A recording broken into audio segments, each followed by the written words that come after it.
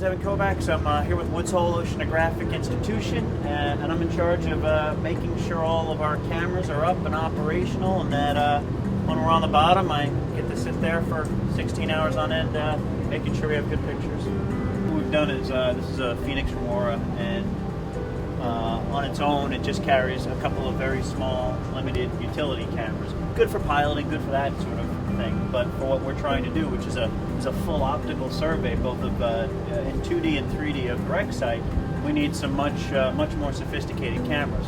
One of the challenges was to get all these cameras up a single fiber, which is a little bit more complicated to do. It's fairly straightforward and fairly simple to send a single camera up a single fiber.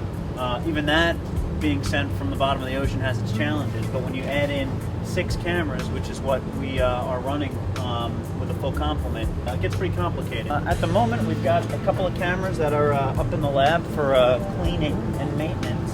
But right now, we've got our 3 primaries. Anyway, this is sort of our utility HD camera. This is what the pilots are using to drive with.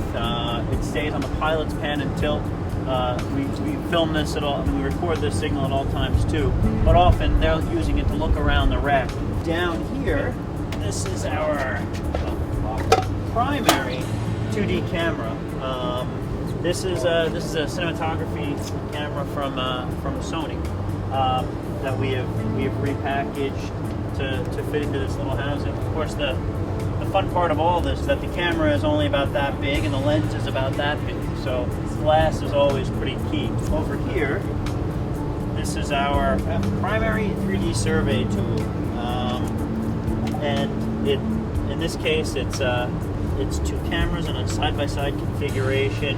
Sort of key to all this is of course light. Without light down there, you're not going to see a thing.